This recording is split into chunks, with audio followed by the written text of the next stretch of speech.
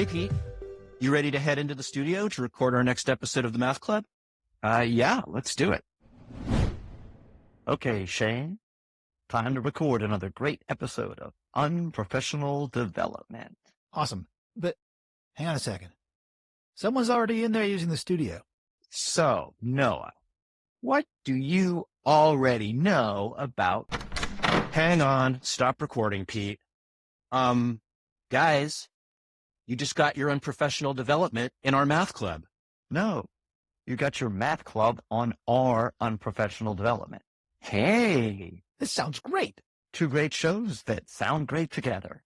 Why don't we join forces in the studio and make a joint episode? yeah, the Unprofessional Math Development Club.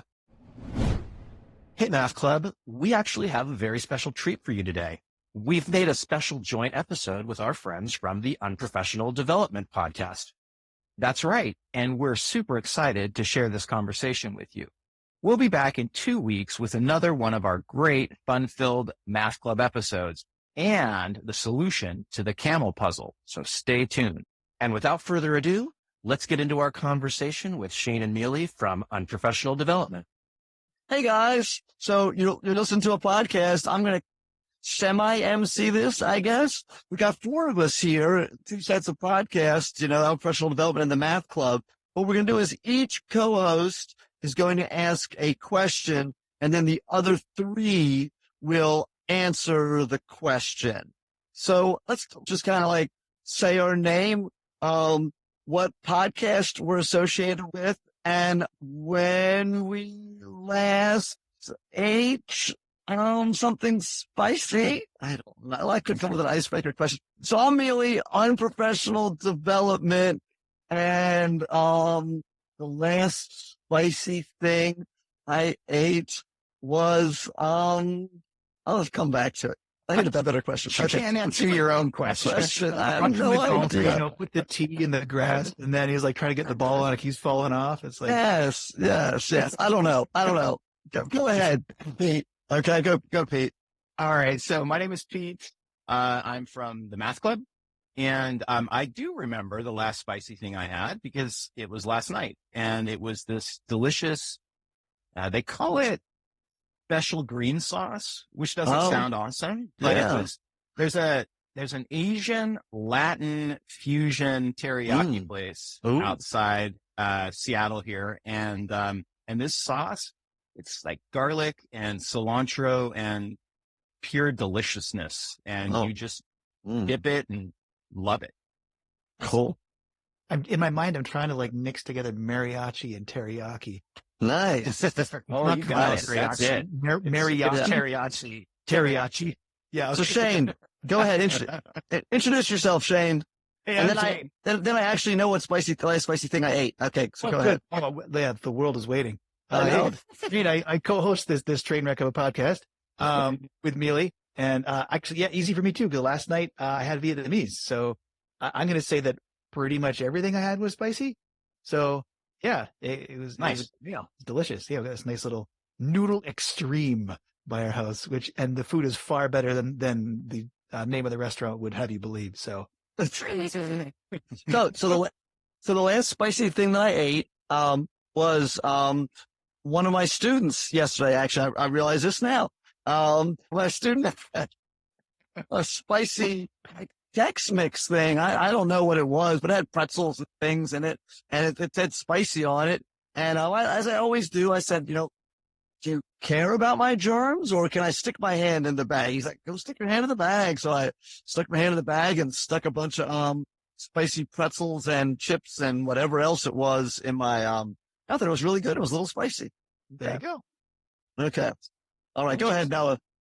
I'm Noah, and I am one of the co-hosts of the Math Club podcast. And my last spicy snack was very similar to yours, Mealey. I had some spicy pretzels yesterday. I was sitting in the staff room at one of the schools I work at, and a teacher said, "Hey, you want to try something good?" And she had pretzels I'd never heard of before. I think they were called Dots pretzels. Oh. And they didn't taste spicy when I tried them. But as I was driving away a few minutes later, I was like, what is this spicy taste that is just not nice. leaving my mouth? Oh, It was a slow creep up. alrighty.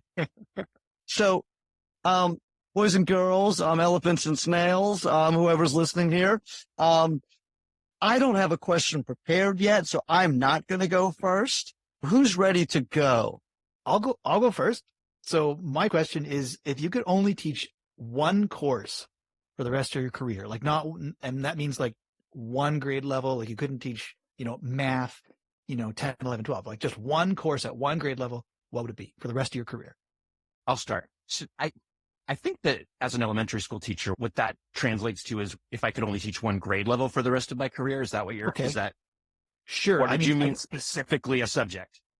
Well, there's no legally binding paperwork in any of this, so you can interpret however you like. In my career, I've taught third grade, fourth grade, and fifth grade, and hands down, third grade is where it's at. That is the complete sweet spot in elementary school. The kids are old enough that they get you. They understand they understand my jokes, my humor, my sarcasm, my snark, but they're not so old that they are acting like they don't like you already, like those fifth graders sometimes do.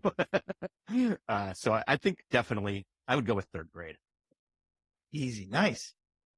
Yeah, that's interesting. No, I didn't know there was a sweet spot like that. Although now that you mention it, I'm going to guess that a lot of elementary school teachers probably have their favorite grade level. Most of the teachers I know who teach elementary have moved around. And I got to say, kindergarten would probably not be my sweet spot. I think that would be a really tough grade level. Yeah. So, Shane, is it okay if I go next? It is absolutely okay. I will allow it. Yes. Okay, awesome. So, my experience teaching is at the college level. So I'm going to pick a college level course. And I would say similarly to Noah, hands down, that class would be abstract algebra. And this is a course for math. Oh God. Oh, please. I know. That is not what I thought you were going to say. I'm triggered. Okay. I mean, do oh, you guys want me to, should I just go? Am I done here? oh, that's the one math class that broke my brain. So anyway, go ahead. You got 62 seconds to make a case. Go. Okay. So abstract algebra, this is primarily targeted at math majors, although many other people take it as well. And it is so full of opportunities for exploring modern mathematics, abstraction, proofs, and it sits at the center of so many other mathematical disciplines, whether you're talking about topology, whether you're talking about number theory, if you're talking about geometry, all of them intersect in this year-long sequence called abstract algebra. And it's just got my heart. So for sure, if I could only do one, that would be it. Nice. Okay. Only thing that I like about abstract algebra, and I teach math for those of you that don't know, is that it makes me appreciate what my students who are lost in my class feel like. Okay. That's awesome. And I'm good at math. I teach math. I never struggled with math. You know what I mean?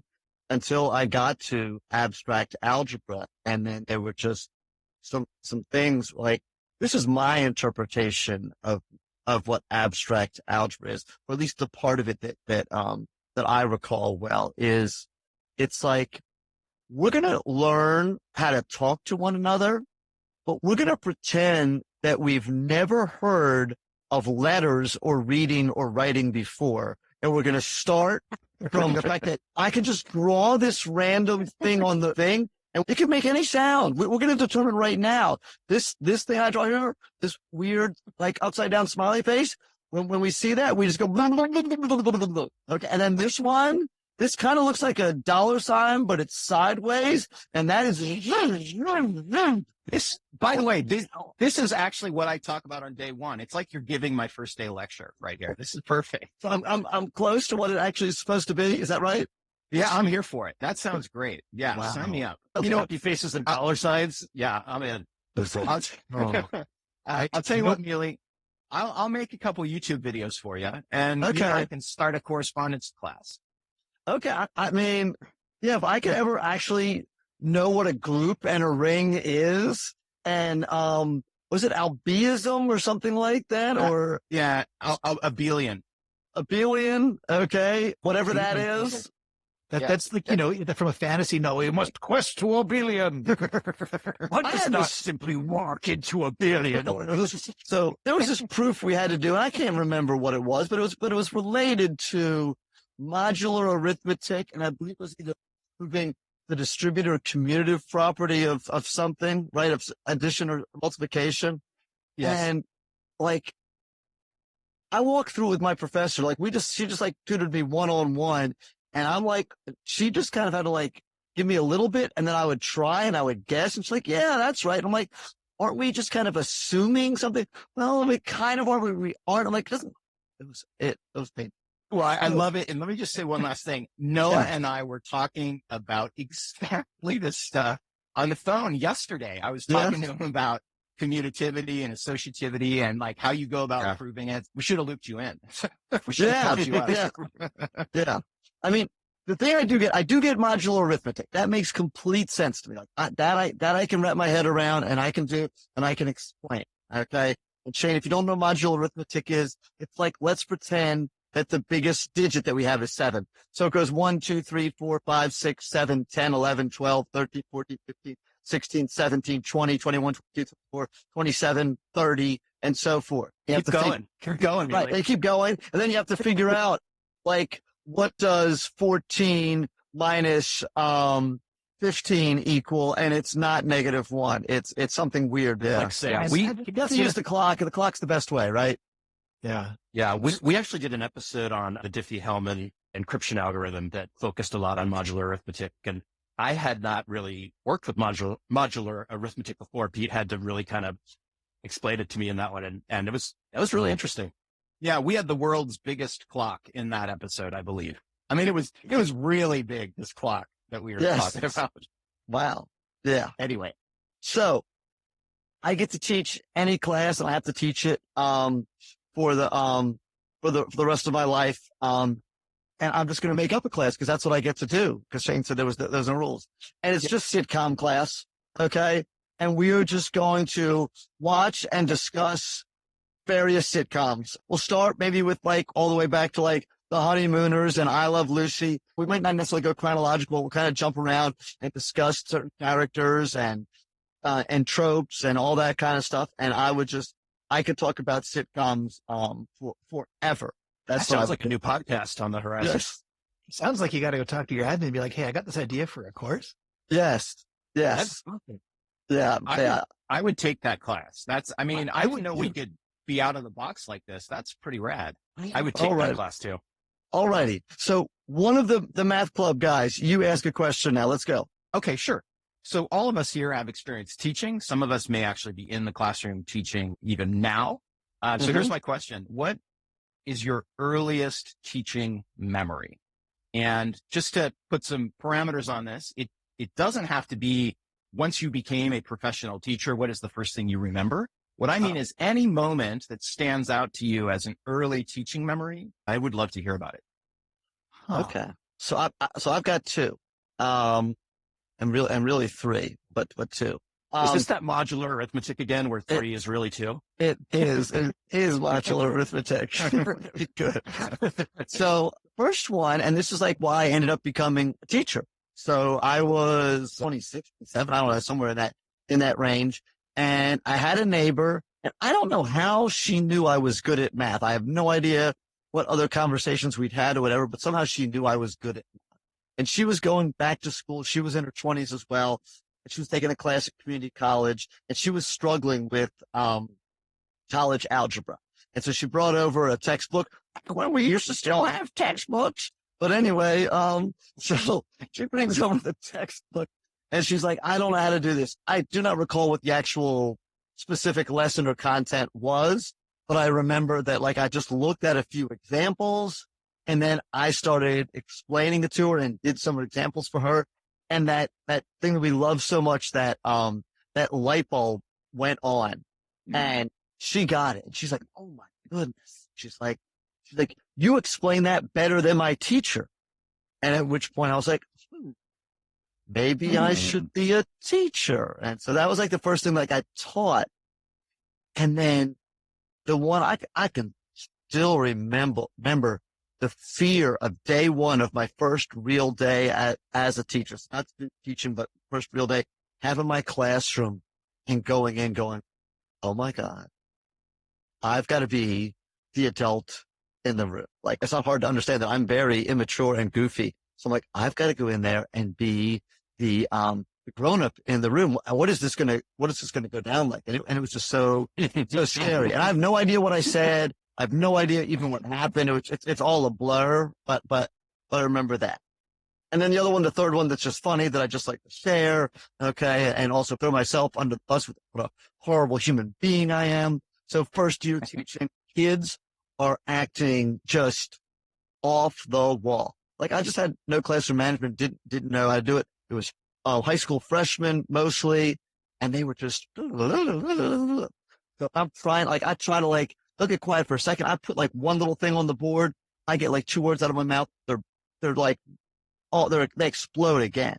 And I just look at the place and I go, what is the matter? Is the nurse out of Ritalin? Was that also the first day you had to meet with the principal? Exactly. And I'm like, and they're like, and I don't think half of them even know what I was talking about. Obviously the ones that were on Ritalin knew. And I mean, and the next day I like, came back just like embarrassed and like, and gave, listen, guys, yesterday she said that, that was terrible. I said, some of you may be on it. I know it's a real thing. I'm not great at focusing either. That was not something I ever should have said. So I never went to the principal. Okay. So when I had the conversation with other people, like, so did you go to the principal to like get ahead of it? I'm like, oh, I didn't go to the principal and tell him what a moron I was. I'm like, I prepared my defense just in case it came out to him. Well, no, I went to the kids and said, no, this is, we're good here, right? And no one said they were going to say anything, so I figured we just let that one slide. Yeah. Yeah. All right, I'll go. So this is back when I was in high school. So this is definitely well before I ever even had any inkling of an idea I was going to end up as a teacher.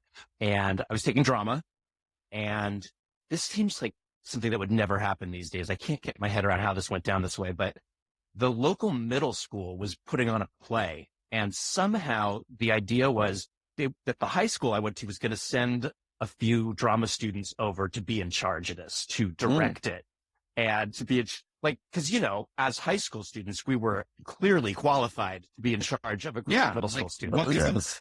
What could possibly go wrong with this idea? So the teacher chose me and my friend Pete, who is not this Pete, but is a mutual friend that this Pete and I both haven't and have known for a very long time. So it was. We obviously call one of them repeat, I assume. Yes, in this scenario, or no? We should, but one is Pete and one is Petey. Okay. The one that we have here with us today is Petey. Okay. Anyway, so they sent Pete and me and one other guy named Mike over, and we took over this production. And it was after school for an hour, every day for several weeks, and somehow miraculously it all went really well. And I look back at that as, probably the first time I was in charge of a group of kids trying to manage and get something accomplished. And it went really well, except for the one moment when part of the set fell over. Oh, but I don't think they could ever prove that was my fault. Nice. So, but yeah, that's my earliest teaching memory. Okay. Was directing a group of middle schoolers when I was only a couple of years older than them myself. Yeah, that's wild. Wow. Well, for me, I got a whole montage of just super cringy moments from my early teaching career that frankly I don't want to share. So my actual first sort of time in an official capacity as a teacher was in Sunday school, and me and my buddy Mike, I'm going to say we were in grade 10 or 11 or something like that. And we were teaching Sunday school to I don't know, maybe grade 2, 3, maybe grade 2. And honestly, we just did not do the best job, but the kids loved us and we had a great time. And there was one day, we had this one kid in our class. We'll call him Henry. And, he was a pretty rambunctious dude. And one of these kids where you couldn't get anything done without him just like, exploding out of his chair and just running all over the place. And, I'll add the coda to this first, which is that we wound up with a very good relationship in the end. And I stayed in touch with this kid, well into his teen years, and he made a movie and sent it to me years later. Like, great guy, no worries. But he was having a pretty wiggly day. So Mike and I don't know why, but we had some duct tape. So we figured, well, let's tape this tape to the chair. Nice. We taped an 8-year-old like to his chair. He thought it was fantastic. And so did all the other kids. I mean, we let him out eventually, but that is honestly my first memory Wow. was taping an 8-year-old to his chair in Sunday school. But I guess things turned out because I don't tape kids to chairs anymore. That's good. Yeah. He's super glue now, right? Yeah. Yeah, I was going to say, I haven't done that, but I have a 7-year-old at home. And so I don't know, maybe that could work sometime. Yeah, definitely. Yeah, that's actually giving me an idea because I got a 6-year-old. I think he has yet to make it through a meal sitting in his chair. Like without getting up at least 6 times in a meal. It's like, dude, what are you doing over there? Sit down. Oh, yeah, sorry. Yeah, same in my house. Yeah. Wow. Wow. Alrighty. So it's my turn to ask a question now, right? Wait, did Pete answer that one? Oh, did he? Oh, I asked that one. I don't know. He asked that one. You asked that one. That's right. Yeah, if you want to answer it, if there's one that like pops in your head, go for it. Yeah. All right. So my parents are both retired high school teachers, and my mom was a math teacher. And when I was a kid, I was in 3rd grade, and my mom taught me this very cool trick for how to multiply a number by 9. So let's say I wanted to do 9 times 7. Okay. So you take 7. Now subtract 1 from it. That gives you 6. What do you need to add to 6 to make it equal to 9? You need to add 3. 63. That's 9 times 7, right? And kids these days learn this trick. They do this thing with their fingers. It essentially does the same thing. Well, I was pretty jazzed about this.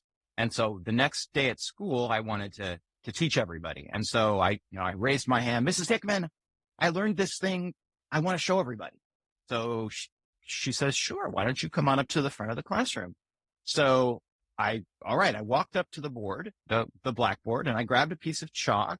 And I basically, for about 2 minutes, mumbled to myself and drew little things on the board and then said, I don't think I remember. Now, I admittedly, this is not a very successful first teaching moment, but I think it's when I really first realized there's something about teaching that is interesting, that speaks to me, that I want to jump in and get involved. And so, here I am now, I don't know, 40 years later, and I still love going to the board with a piece of chalk, and I don't mumble anymore, and I don't just make little scratching. But, it's the same thing, right? It's that impulse. And I cherish that in me, and I think a lot of teachers probably have a similar spark in them. Excellent. So what I'm going to do then is I'm going to give you guys a choice board. Okay. Ooh, choice board. Look at me with my pedagogy and stuff. Yeah. So you can choose, and if you can squeeze them both in whatever our time limit is on answering questions, it's imaginary. Either the worst PD, since this is unprofessional development, and we sometimes talk about how much we despise regular professional development. So we like PD, not PD. And one of our co-hosts here is PD. Right. That's what I said. Yeah. We like him, Pete. We like PT. Gotcha. We don't like PD. So, gotcha. Anyway. I feel so included here. I love this. I know. So tell me your worst professional development experience. Okay.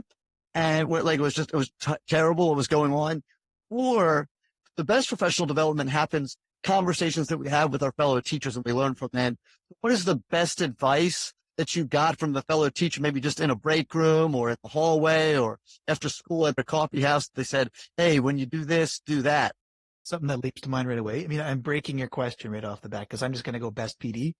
Because, I mean, worst PD, it all kind of blends together. There's just so much of it. It's just like, I don't know, a bunch of boring sit and get things and people promising you that you're going to change your practice and blah, blah, blah. And then they give you either nothing or they give you 6,000 things and you have no time to look at any of it. And you're like, no.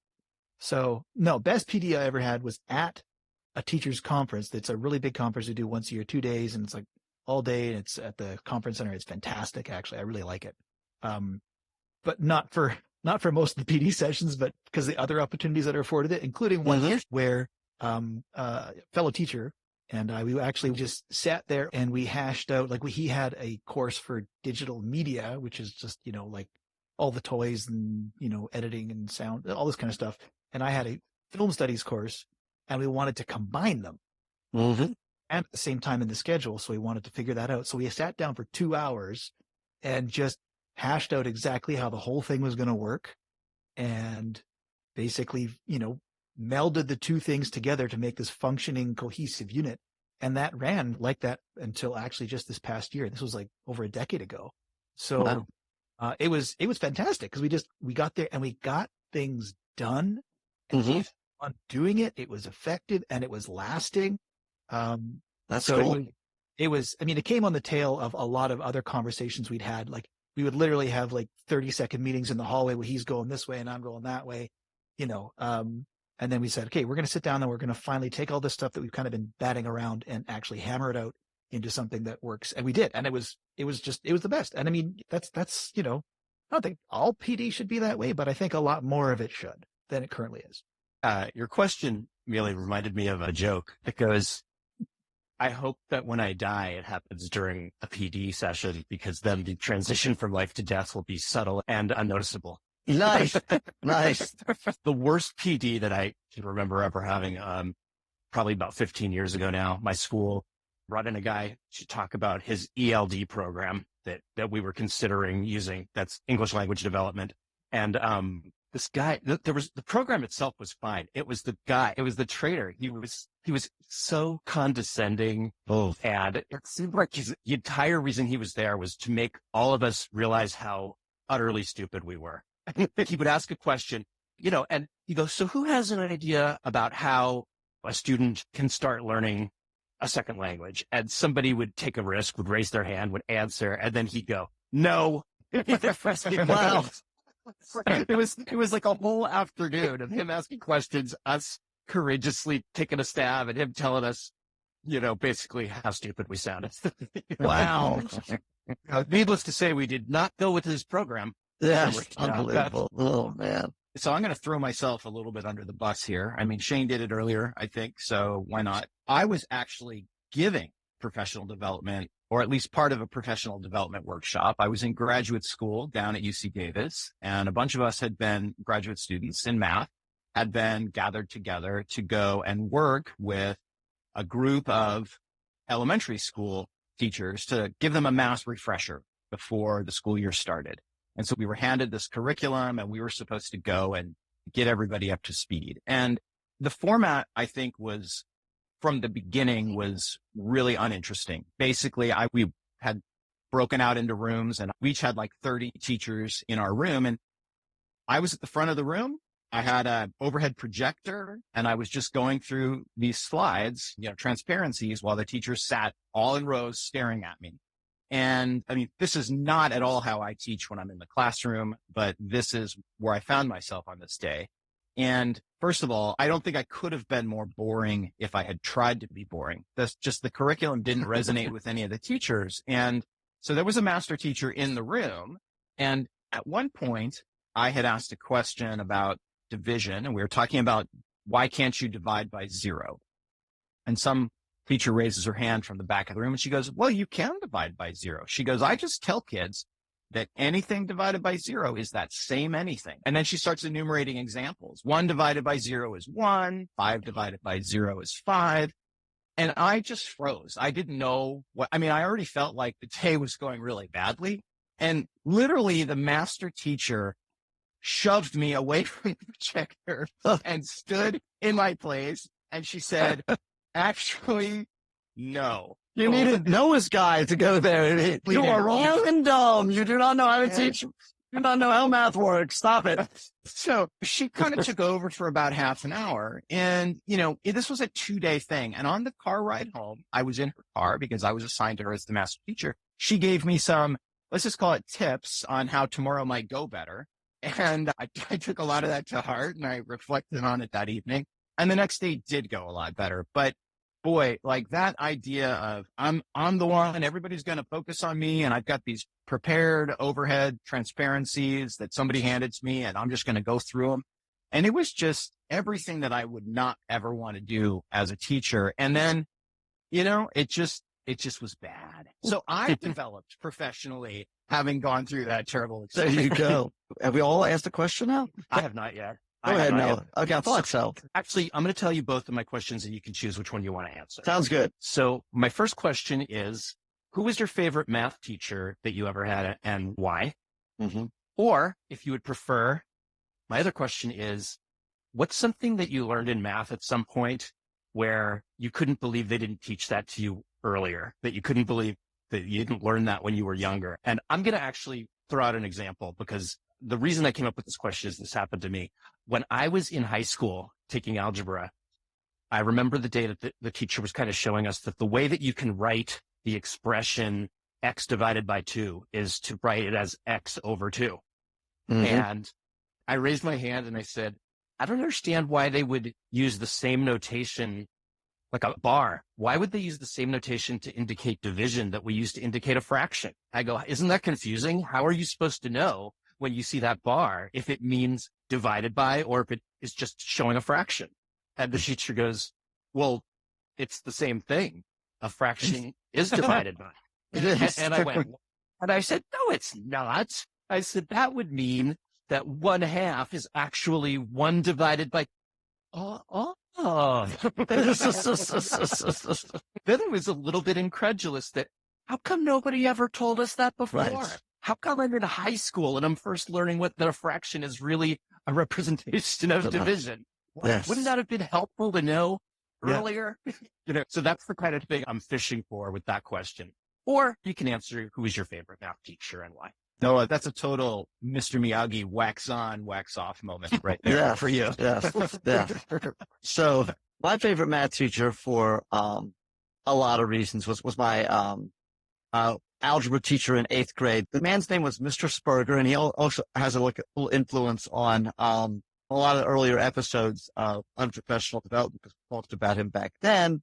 And he was at least 70 years old, maybe older. I don't know. Obviously I'm an 8th grader. Well, it's old too in 8th grade. But he was really old and wrinkly. So anyway, he had been teaching for as many years as it took him to get all those wrinkles.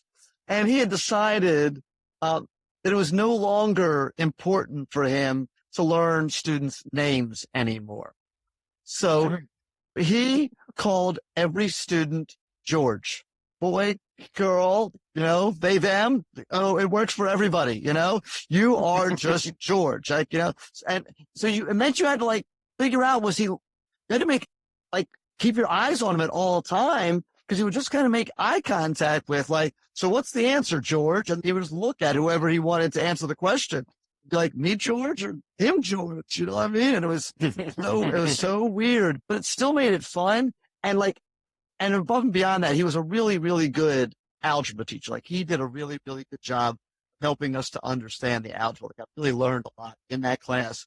And it was just such a unique experience of him. And he had this old curmudgeon-y way of, what's the answer, George? He was very, very, like an old Hanna-Barbera cartoon. Yes, he was very much a caricature of this math teacher, but he was a really good teacher as well. His name was Mr. Spurger. So yeah, his name was George. His name was George Spurger. That would be actually really beneficial because I know I run into students sometimes and they're like, hey, Mr. Lawrence. I'm like, hey, George. Yeah, exactly, right? Hey, yeah. George. Exactly. He can do that in the grocery store all the time. Yeah, or the restaurant. Hi, George. Yeah, I remember you, George. Yeah, exactly. That's brilliant. I that literally happened to me 3 weeks ago. Went into a dentist's office and there was an assistant there. And yep, it was like, hey, Mr. Lawrence. Like, oh, hey, how's it going? I'm going to not say your name because I don't know it. Hey, you. Well, I'll go next. I got to mention too, one really briefly, just my grade 4 math teacher, Mr. Flans. I mean, he was my grade 4 teacher, period, but he was an awesome teacher. And I only remember him as a great math teacher because of one math quiz I took in grade 4. And it was I guess basic addition, subtraction, whatever it was. And, a couple of addition questions. And then you're reading through it. And as a grade 4 student, you don't really read ahead. You just kind of do the first thing, the next thing. So then surprise, surprise. The third question is go outside, touch the swings and come back because we had a door to the outdoors. Mm-hmm. And so you get up and you go out and you run and you come back. And then, a few more questions and go outside, run around the dumpster once and come back. And so like by the end of this math quiz, like we're all out and we're running to the far end of the field, touch the field goal post and come back. And we all did it and we were exhausted, but man, it was so much fun. Uh-huh. I don't know if it made me any better at math, but I just remember that as a really fantastic moment in my education career. Like, who remembers a math quiz from grade 4? Like, Right. That's cool. Yeah. That's cool. But as far as like my best, like pure, like math teacher, was Mr. Watt in, grade 12. I took AP math, believe it or not, Nice. doing calculus. And he was one of these guys. He was a walking calculator. He would sometimes just, he would do math in his head just to show off, just as like a stunt. And it was like watching a street magician. You're just like, how did you do that? Like just his capacity for solving complex equations in his head was just mind blowing. And on top of that, he was a great teacher. And we were all very, devoted to that class to the point where our class would come in on a Saturday because we wanted to an optional study session. So we could like bone up on our calculus for the AP test Exam. Yeah. Yeah. And he would come in with a hockey bag. I don't know if you know what a hockey bag is. It's a bag. It's a really big bag with all your hockey equipment in it. Yeah. It's like 6 feet long and about 2 feet in diameter, maybe 1.5 feet in diameter. Big nylon bag you use to carry around your shin pads and your skates and all this kind of stuff. But he would come with one of these things full of pop and cookies that he baked at home. And so we just drink pop and eat cookies and study calculus. And he was such a good teacher. Like speaking of, being taught things, why hadn't you taught us that earlier? He would always teach us like things by the proof. And then 2 days later or a day later, he'd like, okay, so yesterday we learned it by the proof. Do you want to learn the shortcuts now? And we're like, yes. And then he'd show us these shortcuts to make math, faster and easier. We're like, oh, that makes a lot of sense. And then so he was just a really top-notch teacher. I think he won top teacher in the province after a couple years after I graduated. So just an amazing guy. Loved him. I love that story. That's so cool. The idea that this person was so inspiring and so fun to be around that you guys wanted to go in on a Saturday. Like, that's amazing.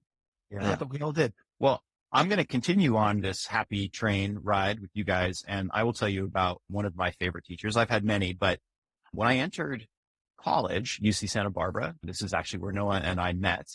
I was taking a calculus class. I was ready for calculus when I started. And I thought, well, there's this honors calculus, which like maybe it'd be too hard, but maybe not. And if it's too hard, I'll go back to regular calculus. And so I thought I'd give it a shot.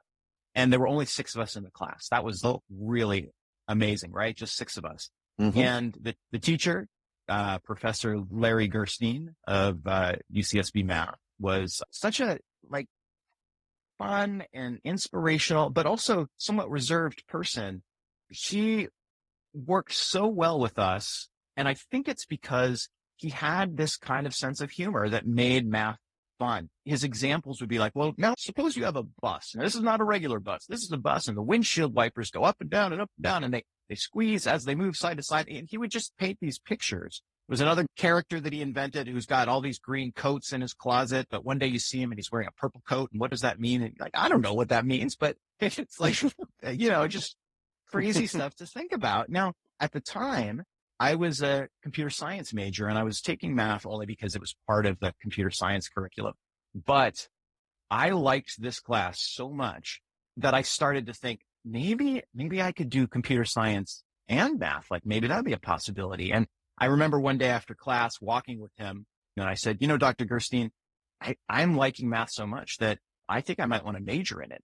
And he goes without skipping a beat, well, maybe you should take a class in Polish because you might want to major in that too. And so I went from thinking I was going to be a video game programmer guy to now I'm thinking I might double major in math and computer science. And then eventually it was just math. And I was on board 100% from there on out. So I think fun, inspiring teachers can really shape the direction that people take in their lives. Yeah. And who knows what might have happened if you had taken Polish. Exactly. We have an episode of that universe, right, where you do take Polish. We'd be making a completely different podcast. They would be the Polish Club. Well, let's do an episode on reverse Polish notation. I think that's something we could squeeze I in. don't know what that is. I don't know. That's a math joke. Okay, I was gonna say you do teach polar coordinates, right? So at least that's. But how about Polish coordinates? yes. So I remember taking this standardized test when I was in 7th grade, and one of those things was a reading comprehension thing, right? So we had to read like 4 or 5 paragraphs, right? And I'm reading the thing, I'm a 7th grader, and it was all about polished beans and unpolished beans. And I'm like, what is this? What and it was literally years later that I realized it was polished and unpolished. No, that's not right. Alrighty then. I gotta tell you guys, we only asked and answered half of the questions, but I think I had twice the fun. Oh, this has been an absolute blast. Yeah, this has been so much fun. This has been a blast, guys. Thanks so much for having this idea and for inviting us to the conversation. You guys, thanks so much for having us. Yeah, thank you guys. It's been a pleasure to meet both of you. If you're hearing us on the Math Club stream, you need to subscribe to Unprofessional Development. If you're listening to us on the Unprofessional Development stream, you need to subscribe to the Math Club. And everybody in the Math Club, we will see you next time. Bye, everybody.